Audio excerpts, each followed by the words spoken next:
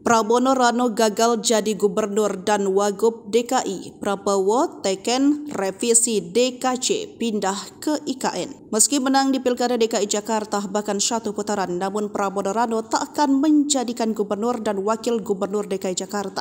Penyebab Presiden Prabowo Subianto sudah menandatangani Undang-Undang Nomor 151 Tahun 2014 tentang Provinsi Daerah Khusus Jakarta. Dikutip Senin 9 Desember, Undang-Undang Nomor 151 merupakan perubahan atas Undang-Undang Nomor 2 Tahun 2024 yang diteken era Presiden Jokowi sehingga mengubah penyebutan nama gubernur dan wakil gubernur hasil pemilihan. Tanda tangan Prabowo ini memberikan kepastian hukum atas nomenklatur baru seiring dengan rencana pemindahan ibu kota ke Kalimantan. Seperti disebutkan di pasal 70A bahwa penamaan terhadap hasil pilkada menjadi gubernur dan wakil gubernur Provinsi Daerah Khusus Jakarta, bukan lagi DKI Jakarta.